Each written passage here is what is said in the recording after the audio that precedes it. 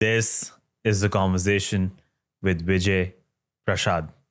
He's a journalist and historian, the author of over 40 books, including Washington Bullets, The Darker Nations, and The Red Star Over the Third World. And he's also the executive director of Tricontinental, an institute for social research. In this conversation, we discuss his journey, his childhood in Calcutta, how he got into this line of work. We talk about Marxism, socialism, communism, capitalism, imperialism, all the isms. And then we also touch upon the Israel-Palestine conflict. This is no time. If you like what you see, then do hit subscribe on YouTube, follow on Spotify, rate 5 stars on Apple Podcasts. This project takes a lot of my time, money, and effort. So if you'd like to see it continue, please consider making a donation on Patreon or Anchor. You can buy super thanks on YouTube. You can join as a member on YouTube, or you can buy gifts on Instagram Reels. If not through monetary channels, do consider sharing these episodes, leaving your likes and comments. All forms of engagement, they really go a long way. For other forms of love and support, you can follow this channel on Instagram or Twitter, or follow me personally. And now, American people, it's no time.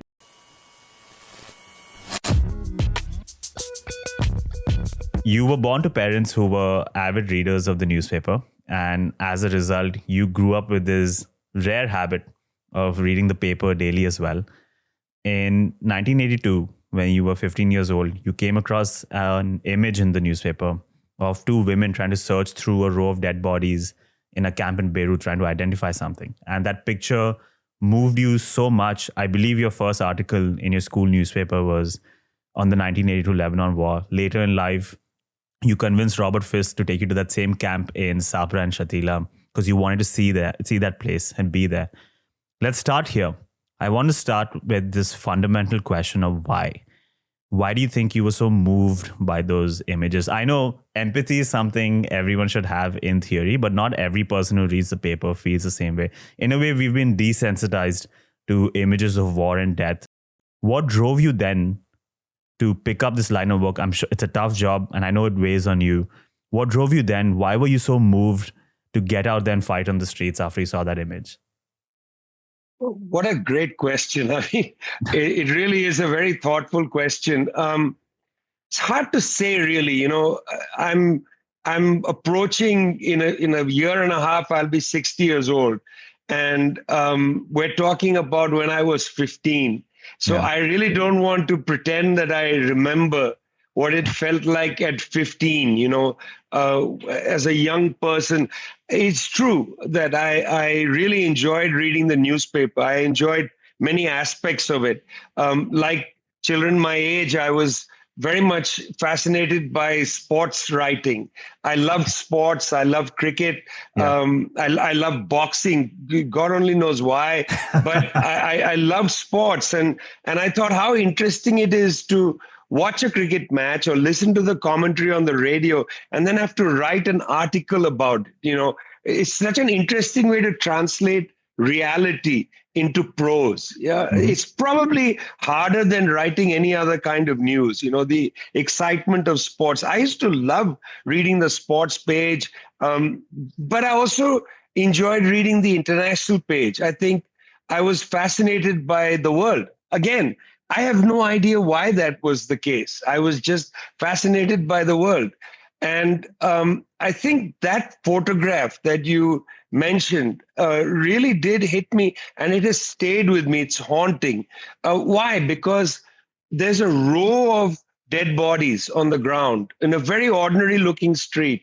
And there are these two women, there's something almost medieval about the photograph, this image of people searching for loved ones among the dead. And it's not like there's 1,000 people looking for their loved ones. It's just two women, and there's a row of bodies. And something about that bothered me. Now, growing up in India in the 1970s and 80s, it's not like violence was distant from our reality. I mean, I was a little boy in Calcutta during the upsurge, the what used to be known as the semi-fascist period, when there was this attack on the Naxalites and so on. And I remember bomb blasts in the city and hearing about people I knew would be dead or would have gone underground and things like that. But, it wasn't the scale yet. I hadn't personally had that scale of violence that came in 1984 with the Delhi riots. The scale of violence comes into a major Indian city. Before 1984, violence in India was largely in the countryside or in small towns. You had violence in small towns. You had communal riots in Meerut, for instance, but it wasn't in Calcutta. Calcutta didn't have that. That was something that my parents experienced in 1946, the great Calcutta killings. But from then till the 1980s, there was nothing like that, no mass violence, And so there was something about the tenderness of these two people leaning over, something that piqued my curiosity. Why does this happen?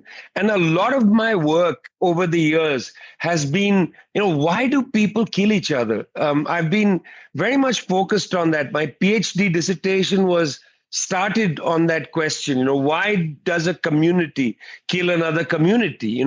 There's one thing about being angry with somebody. There's something else about mass violence. I'm angry against you. I'm angry against you as a person. That's somehow understandable to me. But then if I'm angry against you, why would I be angry against the community from which you come? That makes no sense to me, as a person. And I think that's what fascinated me and really hit me hard. Like, why do people hate collectivities?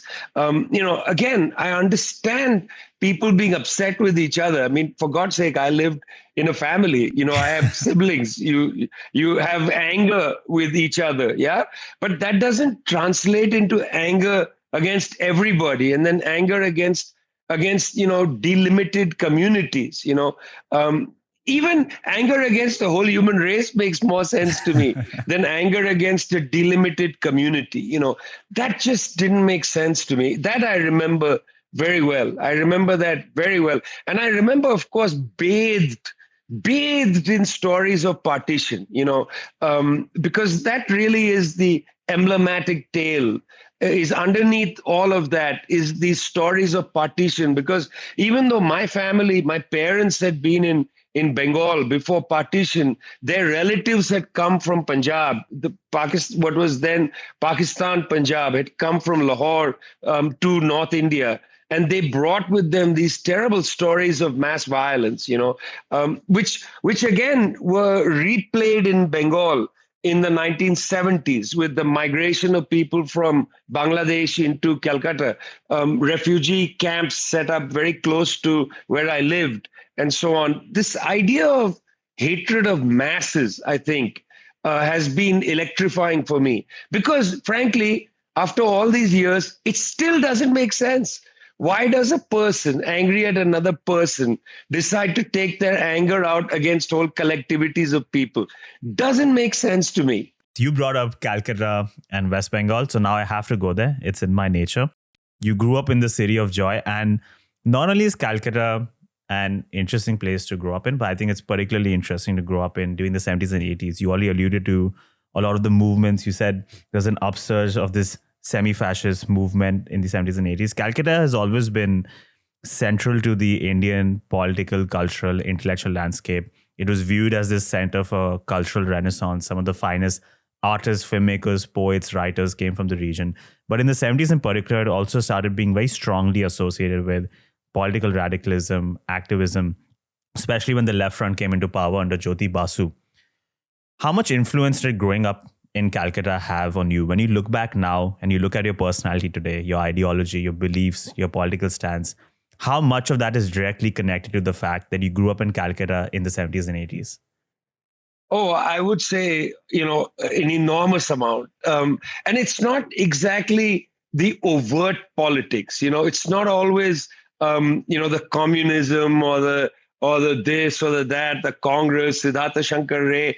It's not that. It's the culture of the place. It's what the cities or the city particularly was at that time, which was a city of neighborhoods, a city of organization. It's difficult to explain to people how the puja, at the time of the puja, things used to happen. There were para committees, neighborhood committees, which would be set up, historically, and would build pandals. This was not something that was done by, the municipality or anything. This was all decentralized organization. It's a hugely organized city. There were sports teams, and, the city was a collectivity. Okay, I know that that's deeply eroded and changed, and some of that has to do with the dynamics of money and other things. Real estate and whatnot that changed the character of the city. But when I was growing up, it was that. And again, I don't want to romanticize anything, but you get it, in the art of my contemporaries, people like Amit Chaudhary's novels, for instance, which really reflect that, or the late films of Satyajit Ray, which are about that. They're about that sort of the long and difficult afternoons of a humid city, where people are sort of sitting in their verandas and watching, and I'm talking about the middle class now, watching the laborers go by sweating, and the laborers angered by the class realities of Bengal in that period, intense class struggle in Bengal. Strikes up and down the Hooghly, in all the factories, lockouts, because, those companies were beginning to be unproductive. My father deeply involved in the business side of things, also politically, running for office in his own crazy political party, never winning, twice ran for the Lok Sabha on a weird idea that you have to just get rid of landlords and industrialize the country, which, years later, I sympathize and agree with what my father was saying at the time. His virulent hatred of landlordism. It's from my father that who was not a radical at all, but he believed that what was holding India back was feudal culture. This sort of, maa baap kind of attitude, which colonialism adopted from Indian feudalism, this idea that you can't walk down the street without saluting somebody. You can't make eye contact with your so-called betters. When a domestic servant walks into the room, they sort of shuffle in, Babuji Makhan, that sort of attitude of servility. I mean, I grew up in a cultural world with my parents where servility was the last thing. I'll give you an example of how we in our own pretty well-off way tried to understand the world. Okay, so like you, I had a birthday every year. Unfortunately, only once a year. And, like you, I got presents. Yeah, friends would come over, family members and so on. Well, my parents used to gather my presents, couldn't open it in front of the friends because they had this ritual with me. We'd go to their room and the presents would be laid down, and then I could organize them into 3 piles. I couldn't shake the presents. I couldn't touch them too much, but I could organize them into 3 piles. Pile number 1 was the presents that I was going to open after we finished this ritual. Pile number 2 were put into a suitcase or into a box and were reserved for the rest of the year. So, for instance, if I did something, that was good, or if I was feeling upset, I could go and get a present. Mostly, by the way, it was when I was upset. Okay. I could get a present because that's the nature of my parents. The 3rd pile was also put in a box, and the next day, my mother and I would go to one of the local slums and we would distribute it unopened. Okay, this was enormously terrorizing for me because I used to think the very present that I want is in that pile. Some kid is going to get it. But it was an interesting exercise by my parents because it taught it taught me a lot about the randomness of life, that it's random in a way that I'm in a household where there's presents. And it's random for me to be given presents to kids and I don't know what's in there, And there were times when they would tear it open in front of me and I would be like, what the hell? That's like a plane. I want, whatever it might be. I'm telling you this story because this is about ethics, and it's about, it's about learning that life is cruel and random and beautiful all these things. It's a struggle. It's sometimes a sacrifice, you can't have everything, kid. You can't have every present that's given to you. It's good to give them to others, yeah, because the world is cruel and unkind, and this civility, this babuji attitude, the horrible civility. You don't go and give something to somebody and expect them to touch your feet. You give it to them and say thanks for taking it. That's the attitude I was raised with. Not that, you give and they come and they thank you and they are. Civility was what pissed my parents off. I'll tell you one last story about how interesting my parents were. There was a guy who used to come and clean our apartment when in Calcutta toward the end of my father's life. My father died in 1999. In the 1990s, my father abhorred religious stuff and all. I hated all that. Anyway, but he was a thoughtful, big guy. He was a big guy. Anyway, one day he called the guy who used to come and clean our house. His name was Shankar. And he said to Shankar, take this chit, this note to the upstairs neighbor. And, Shankar took the note and rang the bell and delivered it to the upstairs neighbor, came back and whatever, cleaned up and left. Okay, then there was a lot of noise in the building. We lived in an apartment building, a lot of noise happening. So my father, curious fellow, he was, in his 70s then, I guess called Shankar again and said, what's going on? And Shankar said, well, upstairs, they are upset that I rang the doorbell and gave the chit because I'm a Dalit. And they are, some Brahmins.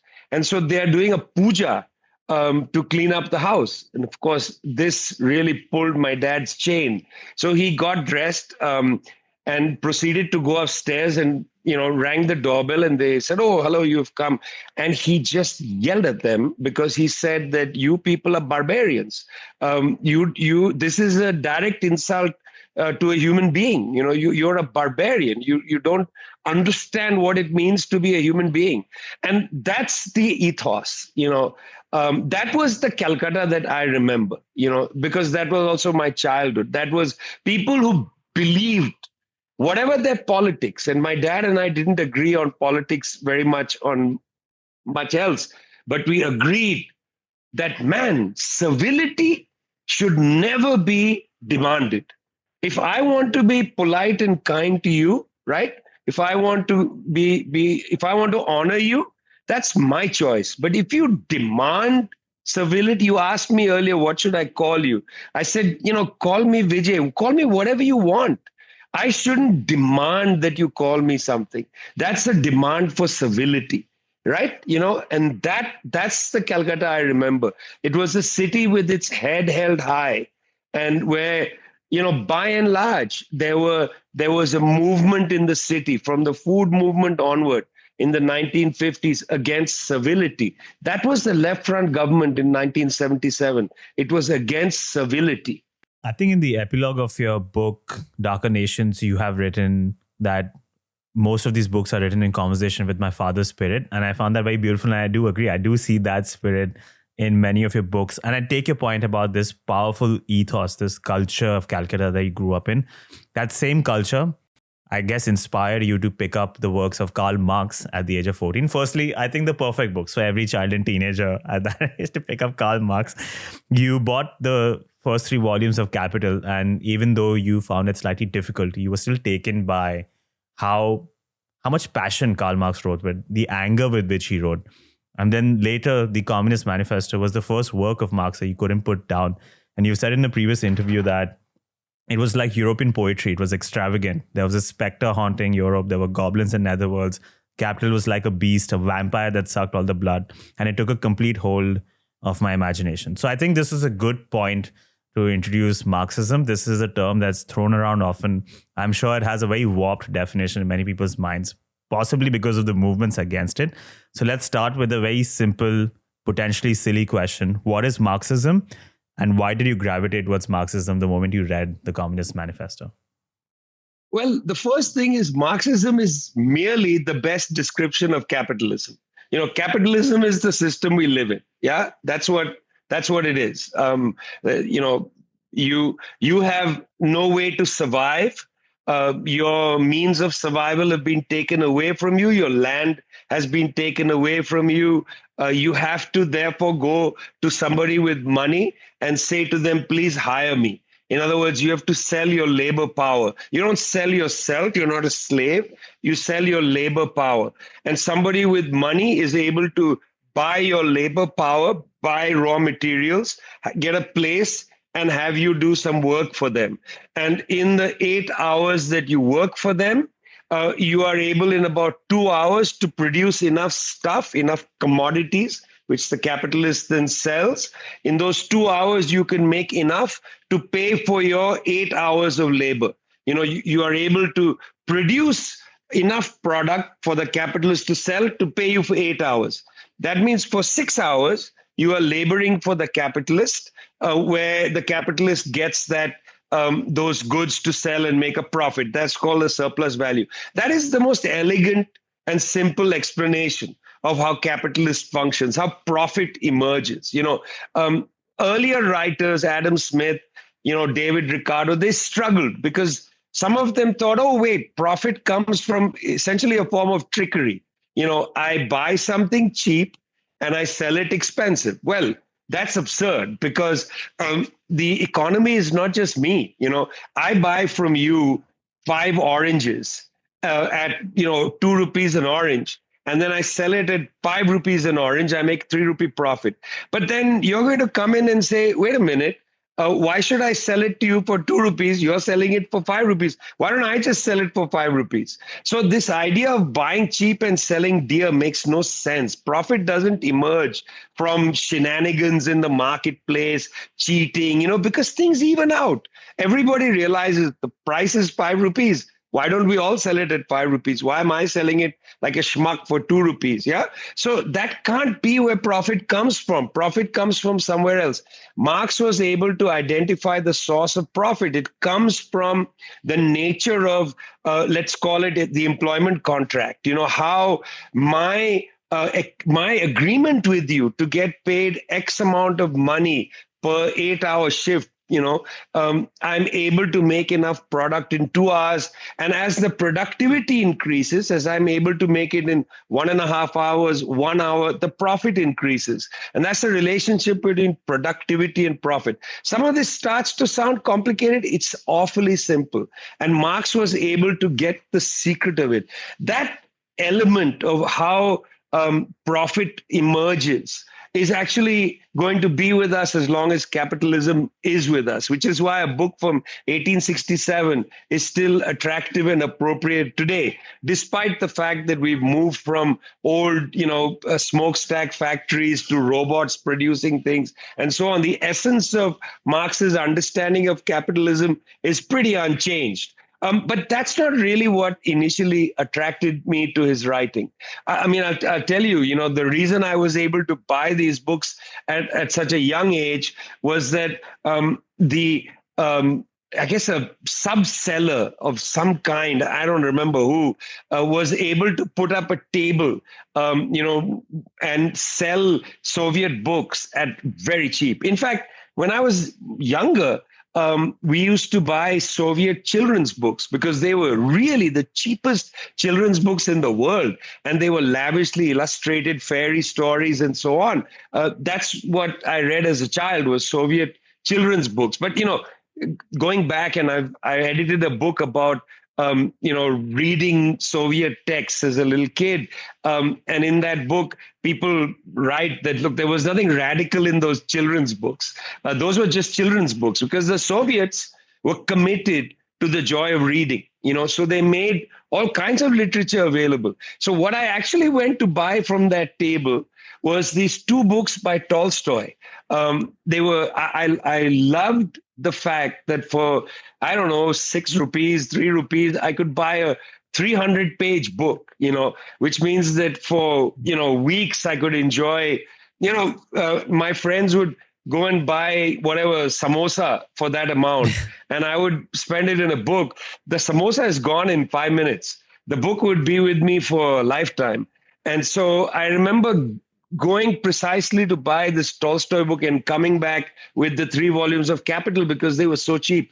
And that was the Soviets. They subsidized books because they promoted the joy of reading. I mean, they sold books by Turgenev, who was not a radical at all, but wrote beautifully about the Russian countryside in the 19th century. If you read Turgenev next to Premchand, you'll really appreciate how the 19th century Russian countryside, those novels, and you read Premchand. You see, Premchand's stories, I know you're from Uttar Pradesh, so you'll appreciate Premchand's stories.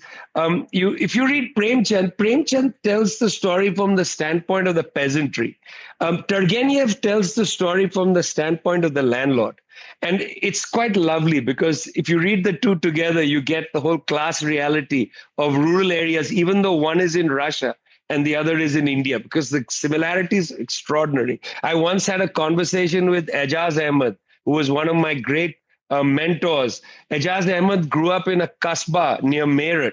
And he once told me that, when he had read a Turgenev story, a novel by Turgenev, he was struck by how similar it was to the kind of petty nawabs, of these small kasbahs of Uttar Pradesh, and by petty nawab, I mean the nawabs who didn't even have land, many of them, but had the sort of the zamindari culture, even without land. They would keep parda for their girls, but encourage them to read. And that was Turgenev. The big landlords didn't want their daughters to go out, but they would encourage them to read. And that created a frustration among the girls. The landscape of reading is incredible. So reading Marx for the first time, I read it basically as literature. If you pick up the Communist Manifesto, it's one of the most literary texts because it sparkles with this dream of like class struggle and factories and the amazingness of capitalist production. It's able to agglomerate all these means of production and create all these commodities, and yet it impoverishes the worker. Incredible poetry. I mean it. It's like epic poetry. If you go and read Carl Sandburg, the great poet of Chicago, Sandburg's poetry about factories is sometimes just reads like plagiarism from the Communist Manifesto. The big hammer clunking down on the steel, and the sparks flying. All of those sort of old images of the factory, they are there inside the manifesto. It's amazing literature. It is like a prose poem, extraordinary prose poem from 1848. I'm constantly fascinated by this transmutation, I guess, of culture between Russia and India, which happened back then, which was a lot of Russian literature came into India, and a lot of Indian films went into Russia as well. And I love it. I've met a lot of friends in university who were from Romania, from Russia, who were often quoting movies that I have not watched myself. So I find it quite fascinating. While we are defining these terms, I think it would also be a good exercise to define socialism and communism. These 3 terms, along with Marxism, are often thrown around interchangeably. So another set of silly questions: what is socialism? What is communism? And then what are the similarities or differences between these two and Marxism? Yeah, so going back to Marxism, what Marx identified was capitalism has this incredible ability to bring together the latest of science, all kinds of new mechanisms, technology, and so on, to bear on increasing industrial production, whether it's industrial production in agriculture or industrial production in mines. The amazing ability, because of the need to improve productivity, that Marxism has. Yeah. So Marx says that the productive forces under capitalism are constantly being improved, but they run up against what he calls the social relations of production, which means the relations of property. In other words, private property. So give you a good example. In the United States nowadays, there's an enormous amount of wealth. I mean, it's a very rich country, continues to have an enormous amount of wealth. And the question to ask is, why is it that no administration in the United States in recent decades has been able to improve the infrastructure. I mean, why is it that infrastructure is deteriorating in the US, that no major factories are being built, high-tech factories that are, able to build the very slim chips? Even the experiment in Arizona with the Taiwanese factory has really come a copper. It's not really been able to advance. Why? Well, because as you have private property, more and more powerful, people who take the gains of the forces of production, the profits, accumulate that and have it in their private hands, they don't want to invest their private property in public infrastructure. They don't want to be taxed because they have political power, and they don't want to enter even public-private schemes. They want the government to invest in infrastructure. So Marx says that society gets blocked. You get blocked with the contradiction between the advance of productive forces, the amazing ability of productive forces to advance, and this social relations of production where private control over the gains of capitalism effectively paralyze society. They would prefer to hold their money in cash rather than invest it anywhere. In fact, you'd be crazy as a private person to invest money in infrastructure because the rate of return on infrastructure is negligible in terms of profit. It's high socially, it's high for a nation, but in terms of profit, I mean, you're not making money building a bridge.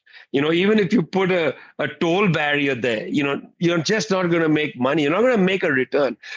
For that same investment, if you invested it in the stock market, or you even held it in cash in some jurisdictions, high interest rate, your rate of return is faster, swifter, and is higher. So why would you invest it? And that contradiction between the productive forces and the social relations of production, Marx says, engineers a crisis in society. And that crisis can go in two directions, he says. In the Communist Manifesto, he says that it can go either to socialism or it can go to the common ruin of contending classes. That's the translation from the first edition. The common ruin of contending classes. And I see, when I look at the streets of New York, I see the beginnings of the common ruin of contending classes. The last time I was in New York, I saw a man walking around without trousers, completely out of his head. The number of homeless people in the city of New York for such a rich city is abysmal. It's actually a psychic challenge to live in a city with so much wealth and so many homeless people in the winter. Horrible. Infrastructure collapsing, all of that, yeah? So, that's one direction, the common ruin of contending classes. Trump returns to the White House, brings the tech bros with him, confident that he's going to build the infrastructure. Donald, who's going to finance it? You can't finance infrastructure by constantly putting bonds out there. Somebody has to back you with the bonds. Somebody has to buy. The bond market is weak now. Elon Musk put $250 million into Trump's campaign, but he's not going to build a bridge. He wants government subsidies so he can go to Mars. That's his interest. That was a tiny down payment for billions of dollars in subsidies. So, SpaceX can go to Mars. Jeff Bezos, they've come to kiss Donald Trump on the ring in Washington, D.C., but they are not going to put their money into building public infrastructure. It's just not going to happen. So one side, the common ruin of contending classes, looks like that's a path that is paved with all kinds of intentions, including make America great again. And the other path is socialism, which is where you say, hey, listen, you rich people, you're just not going to be able to hold your wealth privately, at least not this scale forever. Interesting example, China. In China, they allow capitalists. Capitalists can do whatever they want, but they cannot create a class. They cannot create class pressure on the state. Anytime, like Jack Ma makes comments about politics, they say, Jack, here are a set of books. You're going to go to that country house for 3 months and you're going to read. And you're going to just, study and become a better person. They just don't allow a capitalist class to have political influence.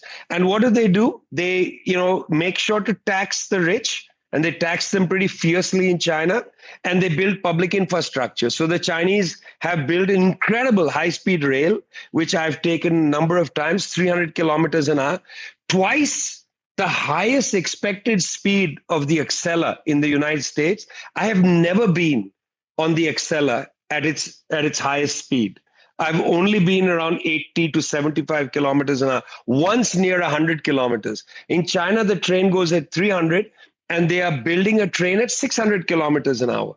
For that, you need massive public investments, to build a city as they are building, which is going to be carbon neutral, massive public investments. You can only do that if you're accessing, in a sense, the social wealth that is available.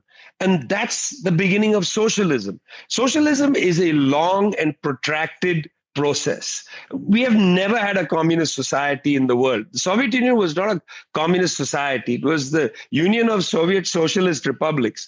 And even then, the socialism was at an early stage. Listen, I am told by people who know better than me that the biggest computers in the Soviet Union had less power in them than the latest smartphones. So, planning done at the scale by, say, Walmart, which is like an expert at planning, couldn't be done in the Soviet Union.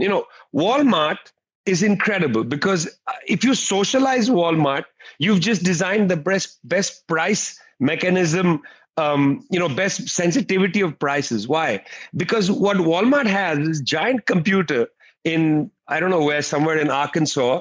And in this computer, they know by the minute when somebody buys a pair of eyeglasses in Taiwan. You buy a pair of eyeglasses, it's immediately reflected. So they know global inventories perfectly. They know where demand is and so on. I mean, their understanding of resource allocation is better than most other, consumer surveys. It's a little bit like Google, yeah? Where I'm sitting in Santiago, and if Google detects that in the Santiago region, lots of people are going online and they're writing coughing, sore throat, medicine, that there's some sort of respiratory ailment breaking out. For public health, it's incredible how you can get information now with mass computerization. Yeah, the Soviet Union never had that. Chinese do have that. In the Western media, they say that's surveillance. I don't see that as surveillance. I see that as trying to get price sensitivity. I mean, what's the difference between, let's say, Google knowing everything about me, yeah, and let's say, a socialist government having the same kind of information for public health reasons? And I know that you can spy on people and all of that, but that happens. That's not the technology doing it, okay? That depends on the malevolence of a government. That's very difficult to manage and to predict against, yeah?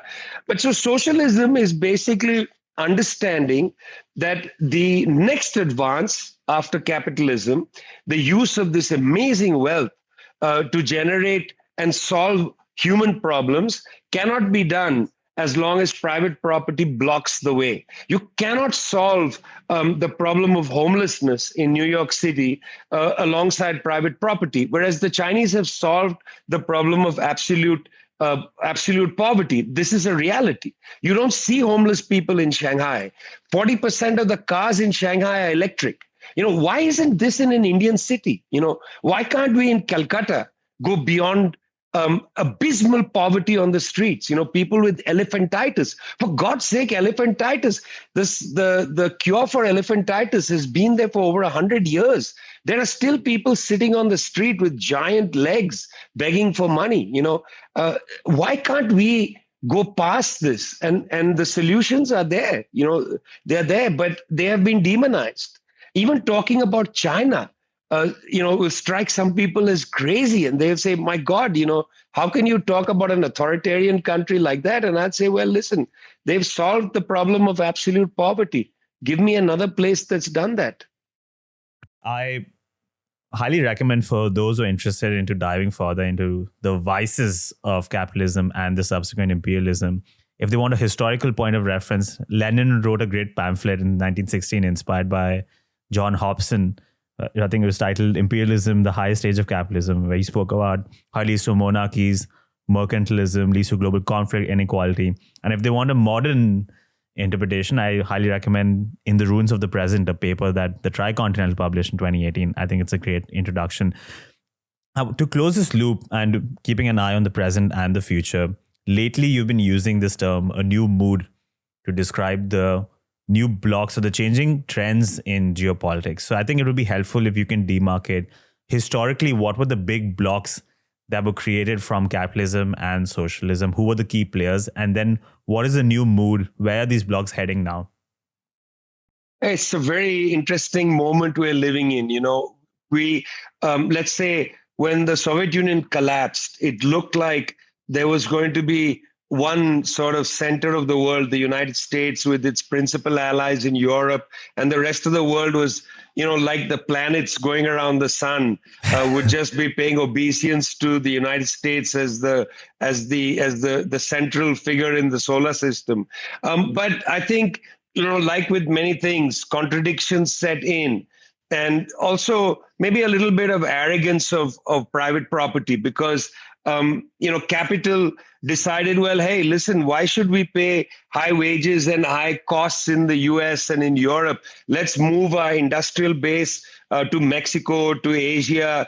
Let's take advantage of cheaper workers and let's get them to build infrastructure and so on. Let's subcontract everything. And that's what they did. But they didn't pay attention to the fact that in doing that, some of these countries, China in the lead, said that you can have market access if you exchange technology. And they said, fine, arrogantly, this is how we build solar panels. This is how we build high-speed rail. And then the Chinese, decided, well, we know how to do this as well, and decided to build their own. And this was not just China. This is Vietnam, Bangladesh, India, Indonesia. These countries start innovating. And in India, where the situation of workers is much more difficult than in China, because in China, because of the Mao reforms, workers are generally better educated, better fed.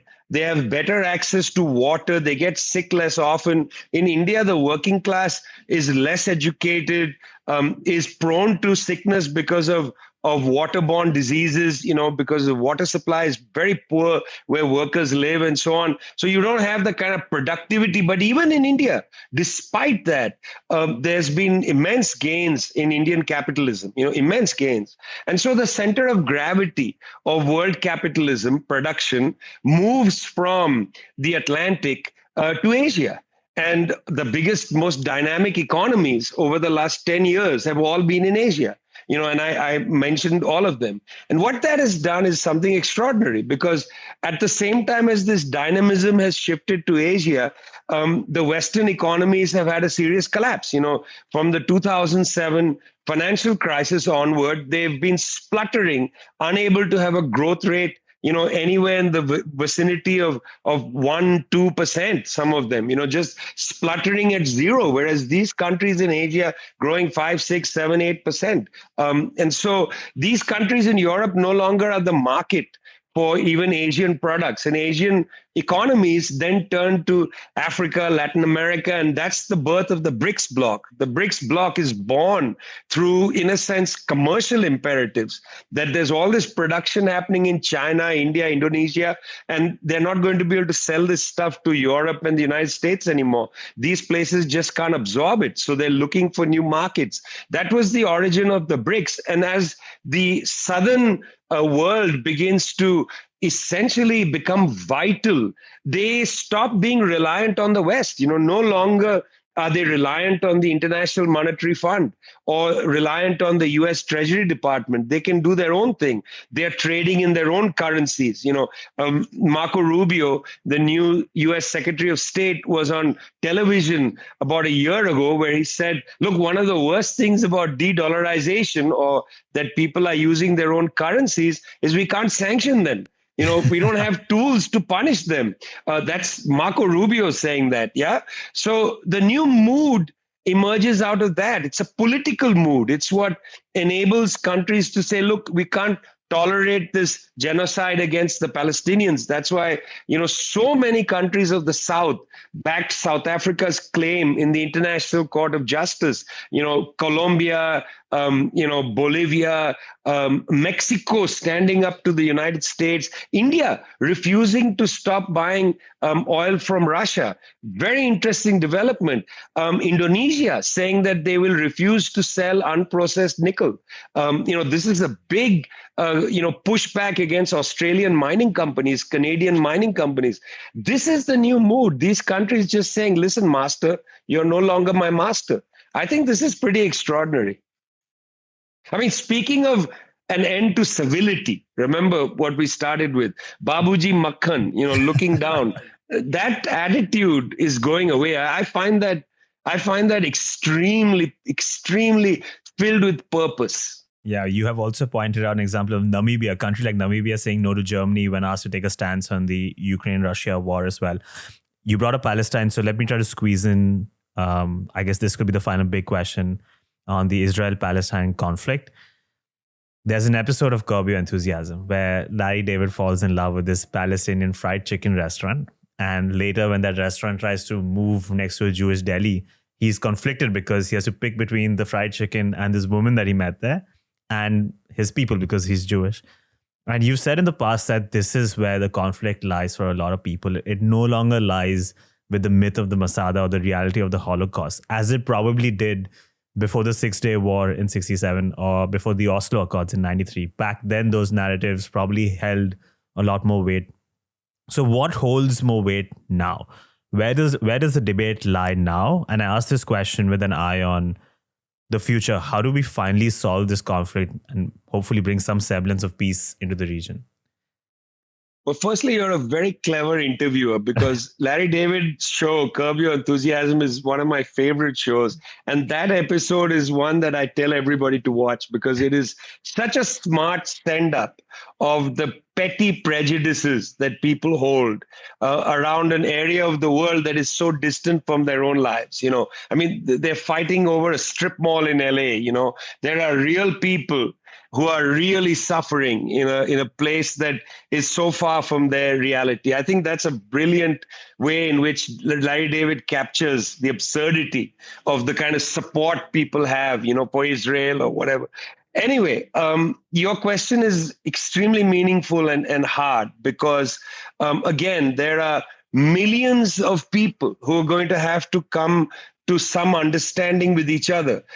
Israel is not a country that is going to be able to exist in the shape that it does now. It has become exceedingly intolerant to its own Palestinian minority that lives within the boundaries of 1948 Israel, for which human rights organizations have called it an apartheid state. It continues to occupy the Palestinians of the West Bank, Gaza, and East Jerusalem, having flattened all of Gaza, 2.3 million people rendered without a home. And it doesn't allow the Palestinians in exile to come back to their lands, which was a UN resolution, Resolution 242, which is completely violated. This combination of apartheid, occupation, and latterly this genocide in Gaza has, I think, really put a question before Israel, not the Palestinians. The question before Israel is, how do Israelis want to live? Do they want to continue to live with second-class citizens in their borders, with an occupation that is marked, it's not a term that I'm using prejudiciously. It's a UN term. The UN designates these three parts, East Jerusalem, West Bank, and Gaza, as the occupied Palestinian territory. Do they want to live like that? Is this how they want to live? Or do they want to actually live with one state, with all the people in the area within that state? By the way, this is a question I would ask to the current Indian government. What's the point of the Citizenship Amendment Act? You have an enormous population of Muslims within India, enormous, much larger than the population of Palestine and Israel combined.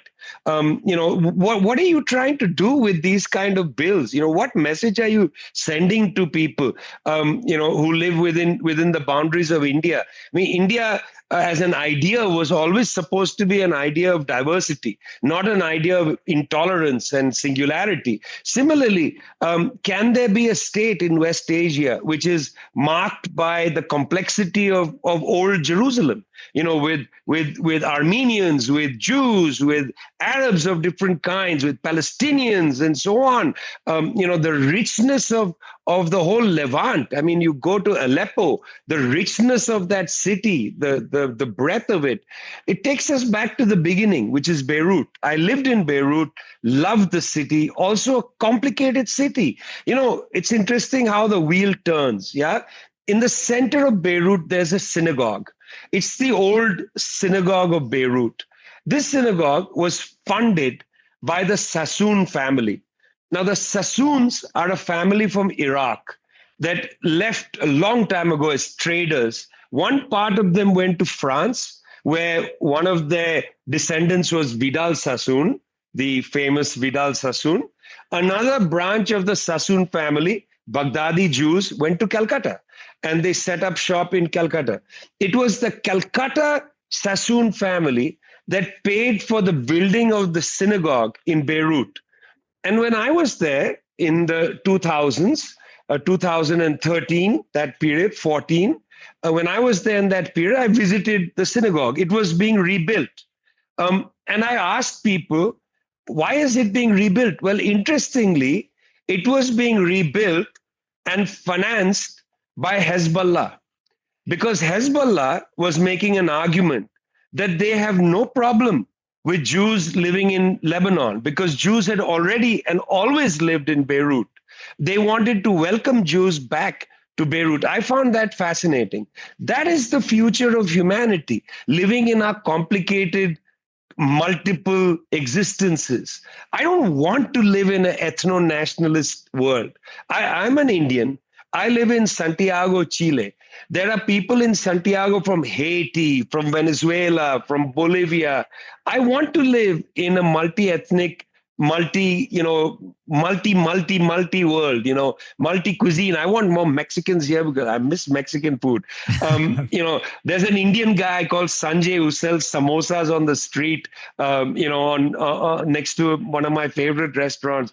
I mean, I like the complexity. Why do we need ethno-nationalist countries? Why do you need a Hindu Rashtra or a Jewish state?